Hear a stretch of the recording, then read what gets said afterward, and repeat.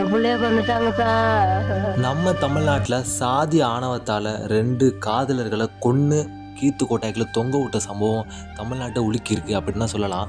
மயிலாடுதுறை மாவட்டம் தரங்கம்பாடி தாலுகாவுக்கு உட்பட்ட புதுப்பாளையம் என்ற ஒரு சின்ன கிராமத்தில் அப்பா பேர் மாரிமுத்து, பையன் பேர் பார்த்திபன் காதலிச்சிருக்காங்க. யார்? புதுப்பாளையம். 2 ஊருக்கும் 2 கிலோமீட்டர்ஸ் தான் இடையில இருக்கும்.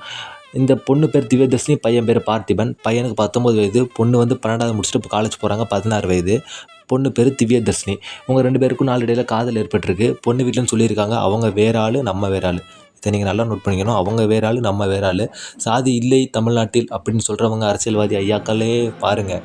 சாதியால் மட்டும்தான் அந்த கொலை நடந்திருக்கு. அந்த பையனை தனியாக கூட்டு வச்சு இல்லை என்ன பண்ணாங்கன்னு தெரில. கீத்து கோட்டாக்கில் இந்த கொலையை பண்ணது அவங்க அப்பா தான், அந்த பொண்ணு வீட்டார் அப்பா. அந்த பொண்ணையும் கொண்டு அந்த பையனையும் கொண்டு எதுக்கு? பெத்த பொண்ணை ஒரு சாதி ஆணவத்தால் நீங்கள் இருக்கக்கூடாது அப்படின்னு கீத்து கோட்டாக்கில் 2 பேரையுமே மாஸ்டர் படுத்த 2 பசங்க தொங்குவாங்க.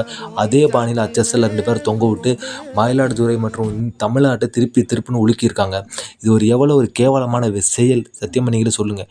ஒரு சாதி ஆணவத்தால், ஒரு சாதி என்ன பெரிய சாதி வாயில் வருது, இதெல்லாம் போடக்கூடாதுன்னு சொல்கிறேன்.